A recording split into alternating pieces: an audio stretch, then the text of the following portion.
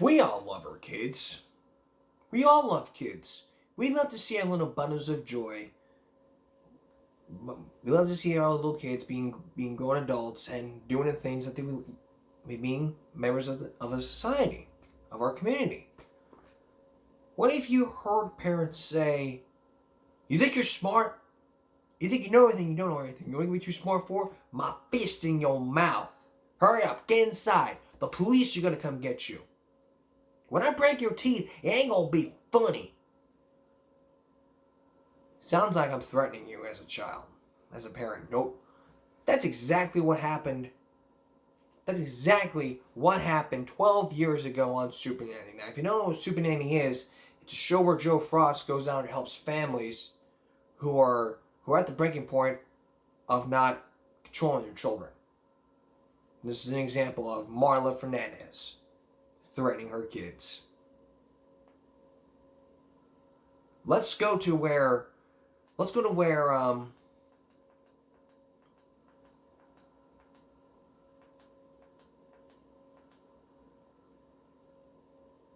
she's like this. Because really, threatening kids is not good. I mean, empty threats. I mean, saying I'm gonna spank you. Like threatening to punch your children in the mouth, that's a threat, and that could lead you to social services like that.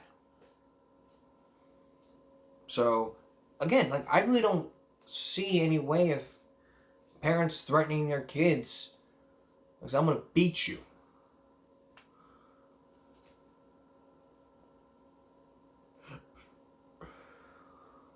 You think you know everything. You don't know everything in this world. No, you don't. I do. Elias, so he gives me that nasty attitude. I give it right back to her. Why are you failing school? Because what? Too smart for it. You know what you're going to be too smart for? My fist in your mouth. Ooh, that's a threat right there. My fist in your mouth. You ain't too smart. You ain't too smart with your fist in your mouth. Ow! Well, you think you're smart. I'm going to punch you in the mouth. And then there's another one. Let's get to it.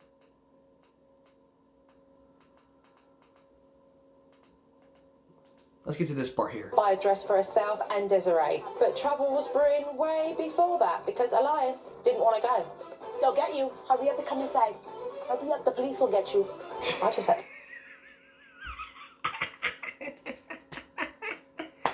What a joke. Threatening your kids, the police are gonna come. Hey, Tim. Hey, Tim, they're gonna get you. Hurry up and come inside. Hurry up, the police are gonna get you. You don't come inside. Come here. They'll get you. Hurry up and come inside. Hurry up, the police will come and get you. Empty threats. Now, let's get to the list to where the threats are happening.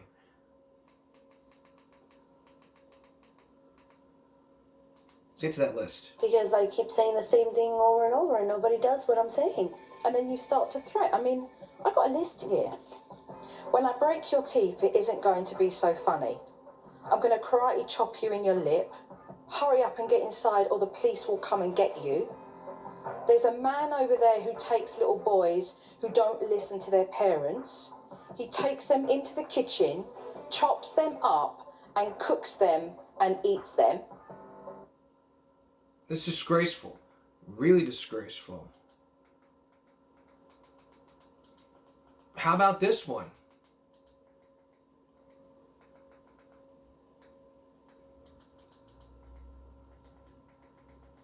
You may remember the Amori family. Remember that kid? You may remember that,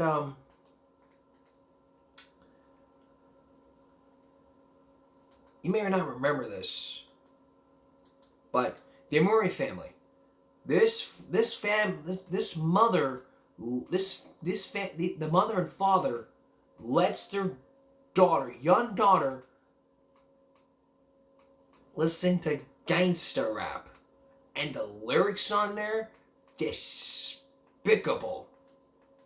I gotta warn you, it's hard to watch. So, listen to this. I never thought about it like that. Which brings me to the next point that I want to talk to you both about. Hayley and her music. And I want to point something out during this. So I'd just like to go through some of those words because these are the words that they're learning. Girl, shaking, She's smiling. booty, me off that. He's smiling and she's shocked. In your.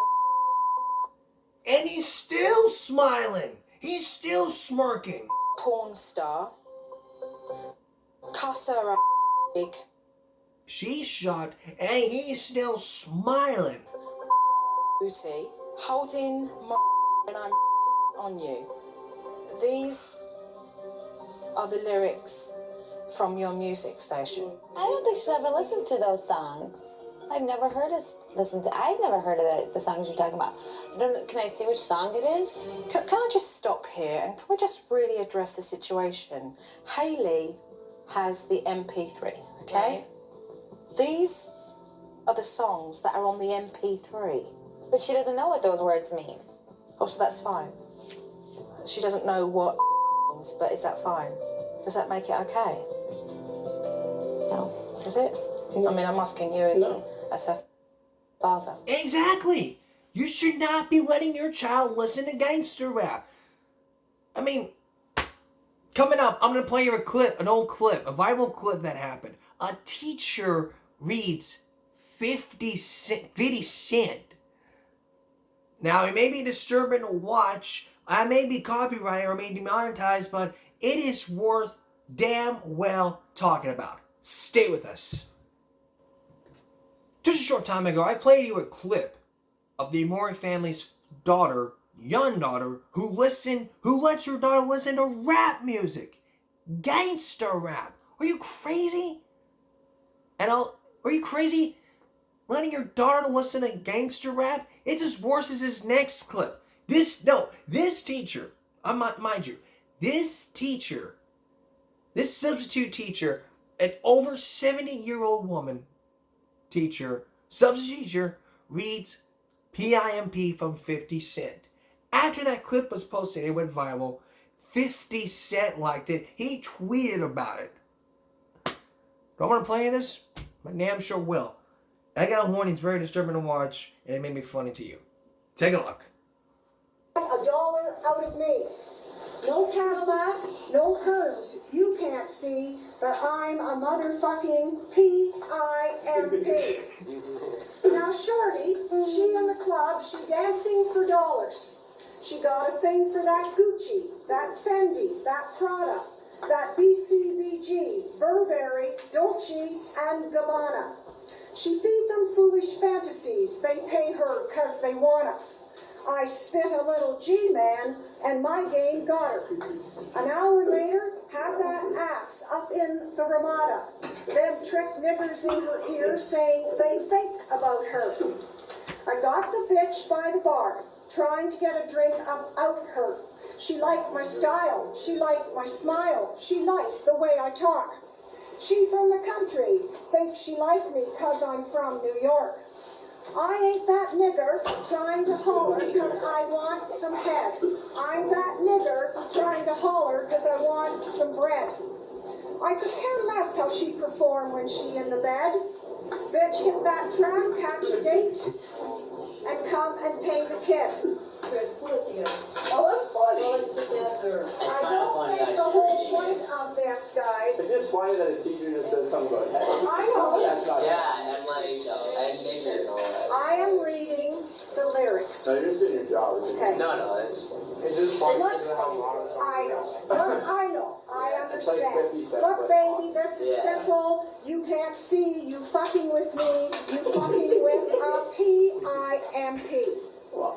I'm about my money, you see, girl. You can holler at me. If you fucking with me, I'm a PIMP. Not what you see on TV. No Cadillac, no greasy, head full of hair. Bitch, I'm a PIMP. Come get money with me if you're curious to see how it feels to be with a PIMP. Roll in the Benz with me. You could watch TV from the back seat of my V. I'm a PIMP. Girl, we could pop some champagne and we could have a ball. We could toast to the good life. Girl, we could have it all. We could really splurge, girl, and tear up the mall. If ever you needed someone, I'm the one you should call. I'll be there to pick you up if ever you should fall. If you got problems, I can solve them, they big or they small. That other nigger you be with ain't about shit. I'm your friend, your father, and confidant, bitch. I told you fools before, I stay with the tools, I keep a Benz, some rims, and some jewels. I holler at a hole till I got a bitch confused. She got on Payless. Me, I got on gator shoes. I'm shopping for chinchillas. In the summer, they cheaper. Man, this hoe you can have her. When I'm done, I ain't gonna keep her. Man, bitches come and go, every nigger you can know. You saying it's secret, but you ain't gotta keep it on the low. Bitch, choose with me, I'll have you stripping in the street. Put my other hose down, you get your ass beat. Now nick my bottom, bitch. She always come up with my bread. That last nigger she was with put stitches in her head. Get your hoe out of pocket, I'll put a charge on it, bitch, cause I need a 4 TVs and AMGs for the sex. Hoe make a pimp rich, I ain't paying, bitch. Catch a date, suck a dick, and check. Yeah, in Hollywood they say there's no business like show business. In the hood they say there's no business like hoe business, you know.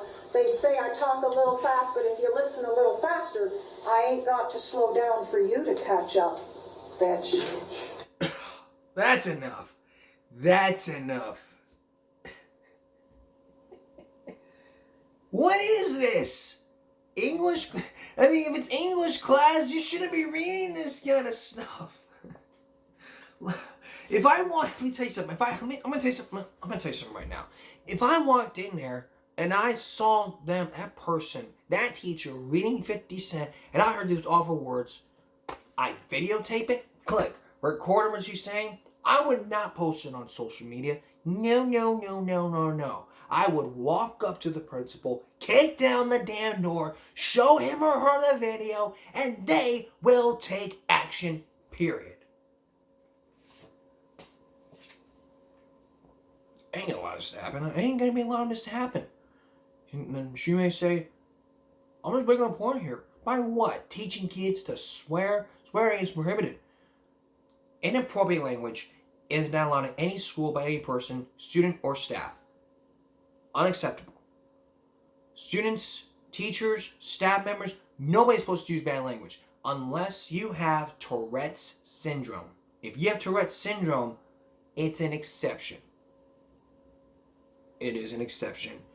And probably sometime on Friday, a story about someone who had Tourette's syndrome, uncontrollable Tourette's syndrome. It may be found by a cursor, but it's other forms. Other forms of it. And you'll make that person who was a coach or player, whatever. I have it on my channel, but I'll let you know. I'll let you know probably at the end. Coming up next, this man admitted he'd been involved in a girl's abduction while he says this man molested her. Neither was arrested, and both are walking the streets. You're going to meet two of these men, and you're going to hear their sides of the story. You're going to meet the person who molested the molester's sister as she tells her side of the story about what happened. You'll meet the attorney and the detectives who worked on this case years ago. The story of Jill Cutchell. Stay with us. 35 years ago, if you were around 35 years ago, 1987, you've heard about the case of Jill Cutchell. If you don't know who Jill Cutchell is, she was the 12-year-old, and she was a 12-year-old who was missing.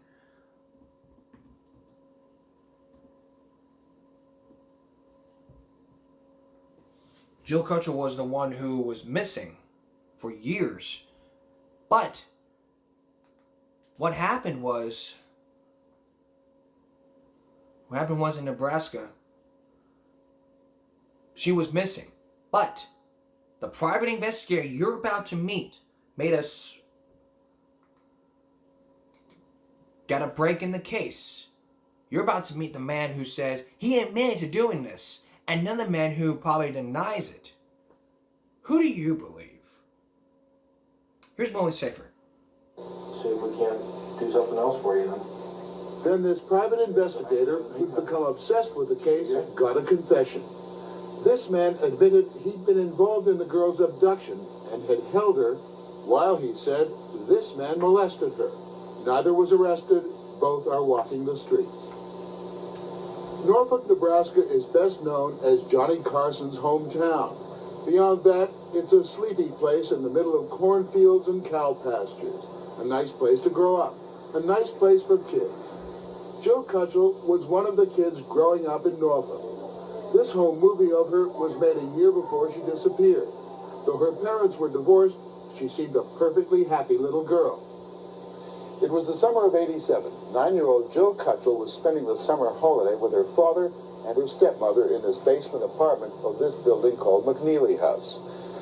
The routine was this. The Cutchells would leave for work about 6 a.m., Jill would do the dishes, and then walk the 4.5 blocks to a babysitter's where she would spend the day. August 13th was typical. The Cutchells left for work about 6 a.m., Jill did her chores, and then apparently left the house and was never seen again. A massive search was organized, the FBI was brought in, but nothing. Not a trace of her was found. But 3 months later, at a remote area called Wood Duck, police got their first break. A hunter in this wildlife preserve stumbled across the clothes she was wearing the day she vanished. Purple shirt, white sneakers, blue jeans, and her underwear. The police again launched a massive search. The FBI was brought in. They brought in special dogs trained to find bodies, but nothing was found.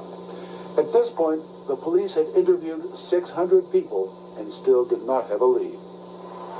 4 months later, 7 months after Jill disappeared, the Norfolk police started questioning Kermit Crumroy Baumgartner, a 61-year-old man, twice divorced, with 9 children.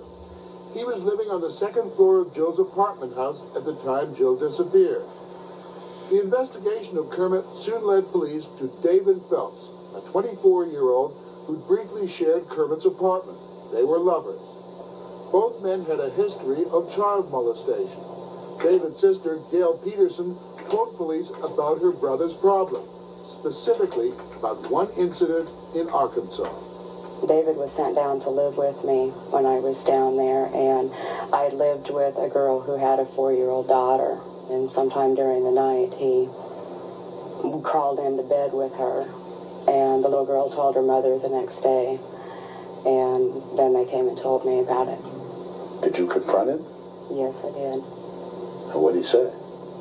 He didn't deny it.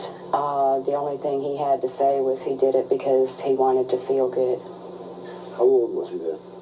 16. Gail was concerned that her brother might be involved in Jill's disappearance. The police investigation seemed to be going nowhere. So she voiced her concerns to Jill's mother, Joyce Cutchell. What did you do with that information? I called my investigator, my private investigator. It was Roy Stevens. Roy Stevens. Roy Stevens, a private investigator who specializes in missing children, entered the case 5 days after Jill disappeared. He admits he became obsessed with it, worked without salary.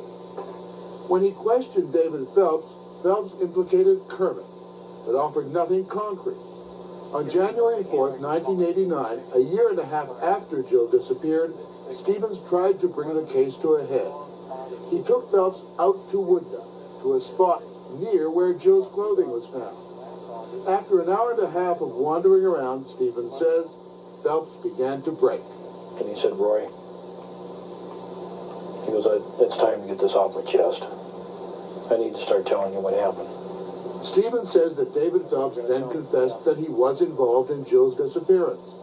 Stevens took him to the Econo Lodge Motel in Norfolk, to room 115, where a local television crew was waiting.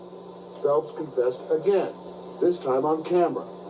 He told Marcia Cady from Channel 3 Omaha that on the day Jill disappeared, he and Jill got into a car with Kermit, who drove them out to Wood Duck.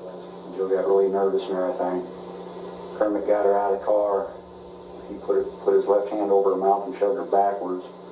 And Kermit kept his hand on her mouth, started fondling her stuff.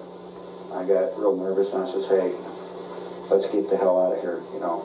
And Kermit says, well, you take the car and you go back to town, I'll get back later. And I left. You didn't molest Jill. I became very aroused when she was standing against me. And temptation was there, but I was more scared. I just wanted to get out of there. You never touched her sexually? No. Who took her clothes off? Kermit's the one that got her pants off. Roy Stevens, the private investigator, was present during the Channel 3 taping and felt moved to ask David, Have I or anybody else threatened you by not making these comments? No. Police then picked up Phelps and brought him in for questioning. He again repeated almost verbatim the exact same story that he gave to me. Only he went further in making the statement that Jill was not supposed to die, that it was an accident. But when David Phelps' attorney showed up, he recanted the confession. Norfolk Police Chief Bill Meisner and County Attorney Richard Crepola felt that without Jill's body, they had no case. He claimed that he had been under duress and that everything that he had said because of that duress. Police released him that night and have not spoken to him since. But the next day, Phelps' sister Gail went to talk to him. She was furious and raised her hand as if to strike him. I said, you little son of a bitch, after everything we've been through, and you say you're not going to talk to me. And he looked at me and said he was going to have me arrested for assault. And I said, fine, you go right ahead. That sounds real good coming out of a rapist and a murderer. That's what you said? That's what I said. What did he say? He looked at me and he had very cold eyes, very dead eyes, and he said, I did not confess to rape and murder. I confessed to kidnapping and molestation. Channel 3 broadcast a brief excerpt of the confession but did not name Phelps and disguised his face and his voice. A few days later, David Phelps left Norfolk, Nebraska. Kermit Baumgarten stayed a week or so longer, then he too left town. David, who got married and had a baby daughter, kept moving around. Close friends and family did not know their whereabouts. We managed to trace them to a cheap motel in Southern California. Hi, David. David Phelps. Who are you? I'm Morley Safer, CBS 60 Minutes. Oh? I would like to talk to you. About what? I think you know what we want to talk about. I'd like to clear the air on this thing, on the whole thing. You know. I think what you need to do, if you want to talk to anybody, is you go talk to David Dominant in Norfolk first. Who's that? My attorney, David Dominant, out of Norfolk, Nebraska. Are you Kim? Hi, Kim. How are you? David? David? We brought David's sister Gail along, hoping she could convince him to talk.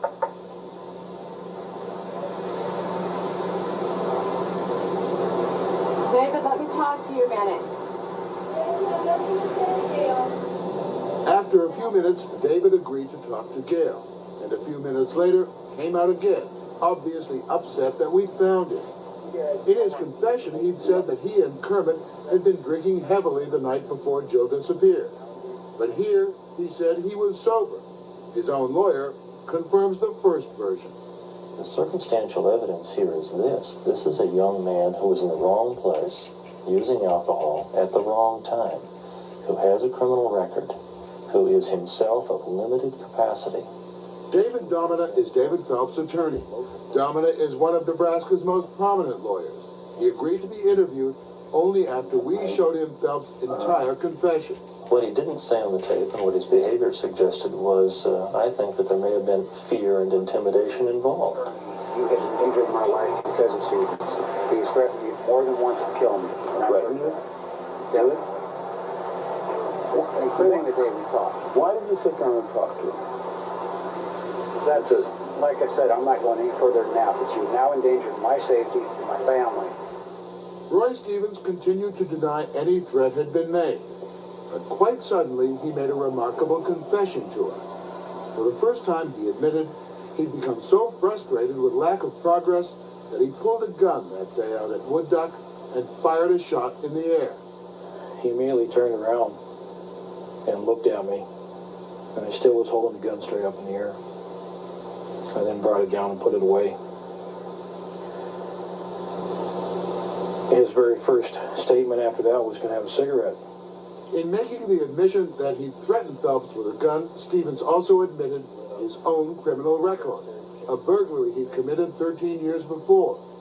As a convicted felon, he could not be licensed as a private investigator, so he lied on his application.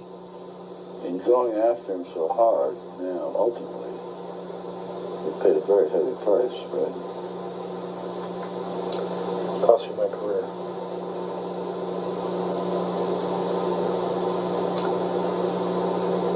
But it's a small price to pay. I was a private investigator up until yesterday. I turned my license in. Why did you pull the gun? Didn't you know that act could make anything that you then said subsequently invalid as evidence? I'm not so sure it makes it totally invalid. I'm not a cop. I'm just an ordinary citizen. Because Stevens threatened Phelps, it may well be that Phelps did concoct a confession to get away from Stevens. Except for one quite chilling part of that confession. Though police had never issued a description of Jill's underwear, Phelps was able to describe it. If I remember right, like white underwear, and it had these little, circular designs on them, like little swirls and stuff on them. Was that considered to you at the time as a break in the case? It was looked at. It's a very bureaucratic answer. What did you think? It's something we looked at. It's not something that we passed over. It's not something that we missed. That was part of our consideration in conducting our follow-up investigation. That included a brief questioning of Kermit Baumgartner last January. But police have not talked to him since. We found him living in a Star Hotel, a boarding house in Northern California. Kermit? Hi, how are you? I'm Morley Safer from CBS. I want to talk to you about Norfolk. And David Phelps. And what you may remember about Jill Cutchell. Yeah? What happened? I don't know, because I wasn't involved in it. No way with her. Do you think David assaulted her?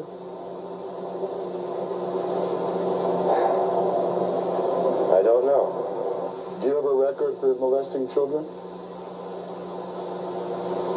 No, not that I know of. Did you ever molest children? No. Yes, I did too. I got picked up in Nebraska. I had a kid that I was 16 years old. You were picked up by police in Nebraska? I went to jail for a year. We got to do this on the street, Jesus. You want to go up and do it too? No, I don't want to go to my room. The landlord throw me out. You ever been to Wood Duck? Not to the best of my knowledge, no. Ever? I think he had a friend one time. And with his other friend's car, we drove someplace out that way, but never with my car. You molested your own kids, didn't you? I didn't, but that's what they tried. That's what the ex-old lady tried to prove. Your former wife? Yeah. Well, the kids say that you did. I did not. Did you ever talk about little girls? You and David? One time, that's what I told that private investigator. Yeah? But I told him what David Phelps told me that one day. He said, I like to get in her pants, is what he told me. Talking about Jill? That's what he told me. I'm still trying to get to the bottom of why. Why Phelps would make up such a story about you. I think he's trying to cover his own tracks, is what I think. Chief Miser, what's the status of the Jill Cutchell case now? Right now, we are in what we term to be a semi-active status, and we're waiting to see if there's any new leads that come in. Phelps says he's been made into a scapegoat because of 2 felonies on his record and other incidents involving children. We were talking about molestation, right? Well, there were incidents in your past. Right. You can take him out and put a bullet between his eyes. He's hurt a lot of children that he's confessed to. I just don't believe society has any use for people like that. There's no affection left? For my brother, yes, but for the person who did this, no. My brother's dead.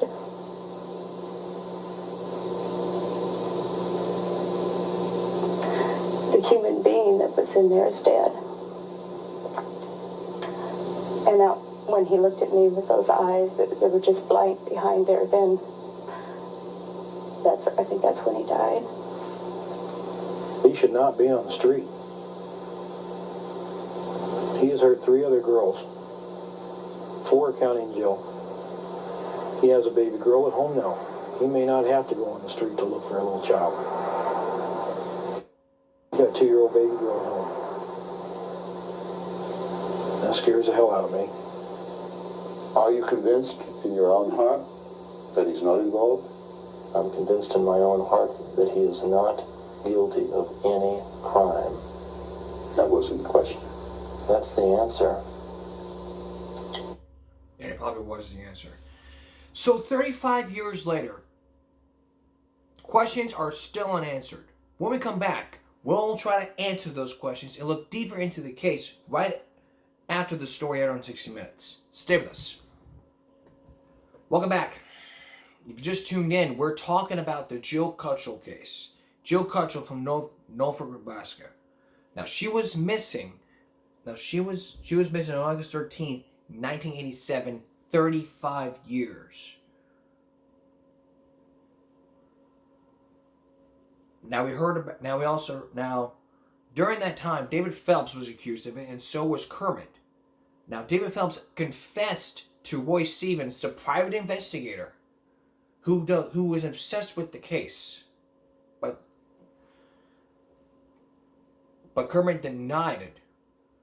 In the confession, he says he was drinking that night. The attorney says, well, he was in the wrong. He was using alcohol. Of course. I mean, she hasn't been seen since that day.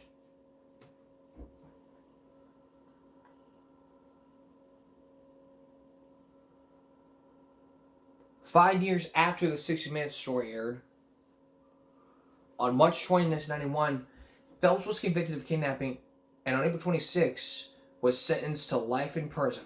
Although he was made several attempts to have his conviction overturned, he remains in prison. And Jill is still missing. From time to time, new information comes to light, which was the case in 2012 when a mysterious diary surfaced that told a horrific detail about the abduction, rape, and murder of 4 females on a farm near Chambers. The diary referred to one of them as Jill. Law enforcement officials eventually determined the diary was a hoax.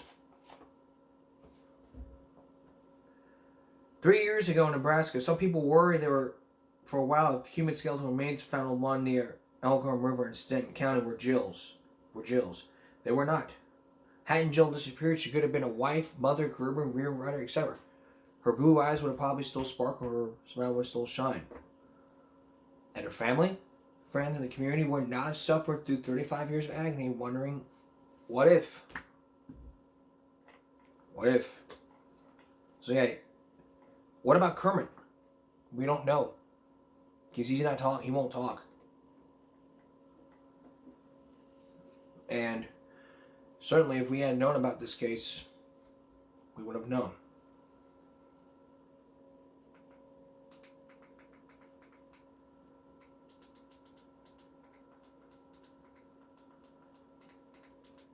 So now we don't know about this case, but we'll keep you posted on what's been going on. We'll dig deeper and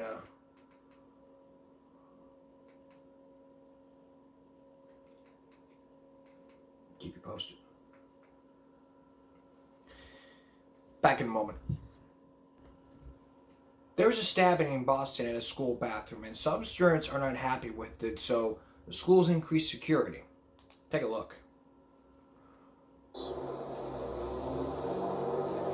What happened yesterday shouldn't have happened. I think, they shouldn't be held accountable. I think there should be further investigation going on. Reaction from Medford High School students pouring in this afternoon. The day after, school officials say a student was stabbed in a bathroom here. This video showing the incident and what appears to be the knife dropping to the ground in the midst of a fight. 2 under arrest, the victim recovering in the hospital. I feel like the school has to focus more on student safety. There was an increased police presence here today, but students tell us the main problem is in the bathrooms. I can see how it is concerning if, you go to the school, you go to the bathroom. Sometimes there's a lot of people in there, so you could get caught up in it, which could be scary, I guess. I think the bathroom situation, more security with the bathrooms and regulations with like the students walking around in the hallways, because I think that's where most of the trouble is. Students apprehensive about the idea of metal detectors, but parents at a school committee meeting last night saying more needs to be done. To let the kids know that they're safe, because you haven't done that. You haven't. What happened to suspensions? What happened to just common sense dignity? It's gone. School committee needs to go. It's just not good enough. Now, luckily, the student who was stabbed is in stable condition this afternoon. We're live in Medford. I'm Peter Eliopoulos, WCVB News Center 5. Now, after that, over those safety concerns, the students walk out of class over those safety concerns. Let's take a look at this.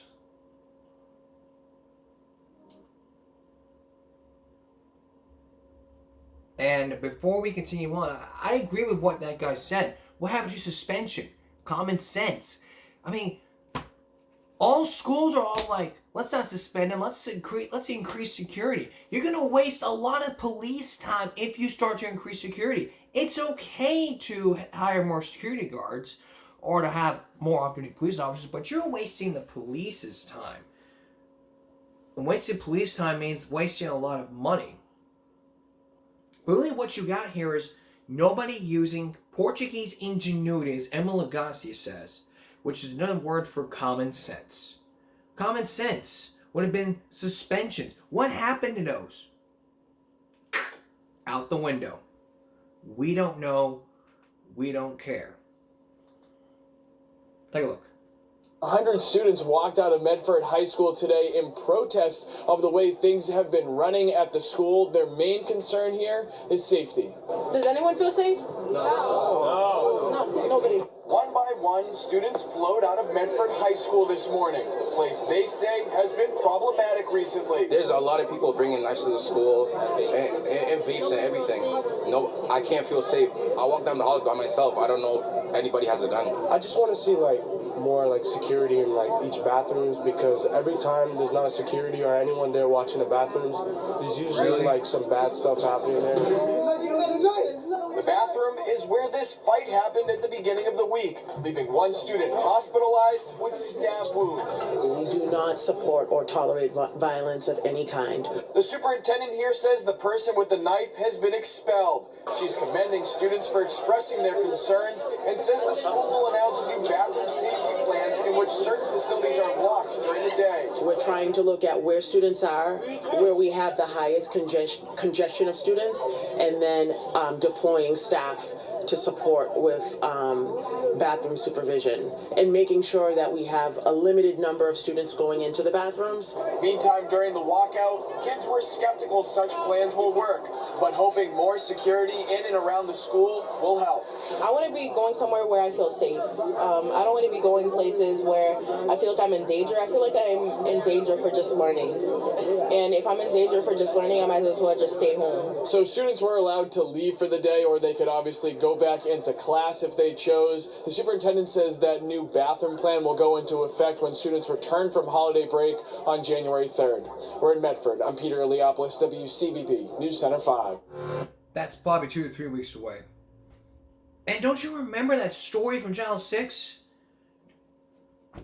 If you ran the state of Texas, Section 2115 of the Texas Penal Code says you are prohibited from recording or taking pictures in a public bathroom and locker without consent and with the intent to invade privacy. That's the law. I'm surprised Boston doesn't even have a filming in the bathroom law. Let's find out.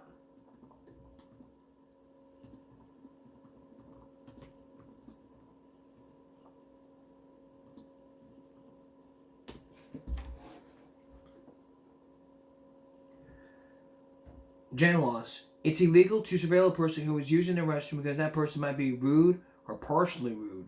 Because a restroom is a place where people, there's reasonable expectation of privacy. in Massachusetts. That's the Massachusetts video law. Chapter 272, section 105, paragraph B. That's what it says in Massachusetts. But there's no law in Boston. That's the same law that happens in the state of Texas. It's basically what happens here in the state. And if you're going to put cameras in the bathroom, it's a bad idea.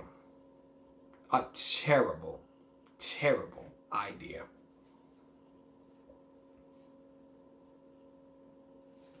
Real quick, our final story today. A principal. You may remember days ago we talked about teachers saying the N-word. We were focusing on a teacher for years.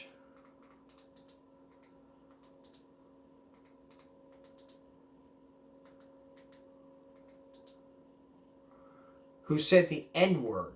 Really, the actual N-word. Now I think it was about months ago. I saw a video a news article where a principal says the N-word, and my mind's like, really? First a teacher, now the leader of the school. What's going on? Take a look at this. Video circulating on social media has a high school principal apologizing for using the N-word while talking to a student. Channel 2's Tom Regan live now at East Forsyth High School. And Tom, the principal said he was trying to make a point to the student about using offensive language, but admitted he just made a bad choice. Yeah, George, he immediately admitted what he said to the student was wrong. This happened here at the high school last Friday, and some of this encounter was captured on the student's cell phone. Hearing that conversation, two wrongs don't make a right. Chris King says that the principal at East Forsyth High was trying to make a teaching analogy. It fell flat and was inappropriate. The school district responded to this Twitter video of Principal Jeff Cheney reprimanding a white student for using offensive language. They're speaking off camera. What am I calling you that is so bad? Cracker. Mm-hmm. Cracker's slang for white, and it's the antonym to which is a very offensive comment, right? The school district said the principal immediately realized his mistake in drawing a comparison between the two racial epithets and using the full N-word. They say he apologized to the student's family. Some parents say it was the right thing to do. We teach our kids to be right, and we teach our kids to be respectful. We don't use that kind of language in my household. I mean, it's just, I feel like this isn't 50s or 60s anymore. No disciplinary action was taken against the principal, and the school district considers this matter closed. Live in Forsyth County, Tom Regan, Channel 2 Action News. But like I said before during that time, if I walked up to someone, if I walked up to any African American and I say the N-word. This morning, the principal at East Forsyth High School is... Sorry. If I walked up to any African person and I say N-word, they'd beat the crap out of me. It's just like this a year ago. Yeah, I have time to play it. Everyone has their... I'm going to play this and then we're going to wrap it up. Because let me tell you something. I am not a racist. I took the input association test and I don't want to show you the results. But I know about the input association test. I showed you a clip on Dateline talking about this. School students in Henry County are demanding teachers accused of using the N-word be fired. Tonight, the superintendent's office has... Take a look. High school students in Henry County are demanding teachers accused of using the N-word be fired. Tonight, the superintendent's office has confirmed at least 2 teachers have been disciplined, but it says it can't disclose details of their punishment. Yeah, John Schierick reports students protested inside the school Thursday, apparently with their principal and teachers' approval. Students at Luella High School protesting teachers who used the N-word in class. The teacher was saying the N-word. Christopher Wright and Shalice Stafford say one of the teachers, who is white, wouldn't stop using the word. And people didn't like it, so she kept saying it over and over again. She was saying, like, you could say it, I could say it, it's just a word and everything. And the students was like, no, you cannot say that because I don't feel comfortable with you saying that. She was like, no, but it's just a word. Students reported the teacher to the principal, who offered an apology on the intercom a week later. Students, black and white, demanding more. She should be fired and shouldn't be able to use that word ever again, not even in public or around other black people. It's like disrespect. You should respect our feelings. Just because you don't feel that way doesn't mean we don't feel that way. The superintendent's office sent us an email saying employment action has been taken against the employees, but that by law, administrators are not allowed to disclose any more information. Students considering more protests with the support, they say, of their schools, teachers and administrators. The teachers and administrators was actually supporting us. That was surprising. We thought that they were going to write everyone up and they was going to send everyone back to class, but they made sure we stayed and it's okay to do that. You speak for what you think is right. A lesson these students are more than willing to put into practice again. A Henry County School spokesperson tells us the district does not condone the teacher's alleged actions here, and a thorough investigation is underway. Like I said before, if I called any African American the N-word, they beat the crap out of me. And I'm not one of those people that would say it. And it ain't no joke. It ain't no joke. It's racist. That is their word. That is their word. And we as white people do not have a right using that. There has been too much race in this country, in this world. At some point, we all gotta stand up and say, enough! Enough is enough! No more hatred. No more racism. Enough is enough. No more racism. It has to stop now. It has to stop. And I'm not a racist. We have to end racism for good. What are we going to have next? The Ku Klux Klan going out saying the N-word a lot? Yeah. I mean, no. No. We're not going to have that.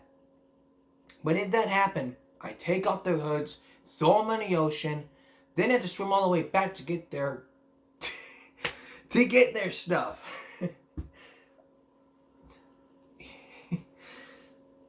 Terrible joke. That's Give Me a Break for this Wednesday going to Thursday. We'll see you again if Give Me a Break Friday. Also, maybe coming up tomorrow morning. Actually, Friday, a story about MSG. What is MSG? It's monosodium glutamate. You may find it in Chinese restaurants, but you also could find it in other types of food.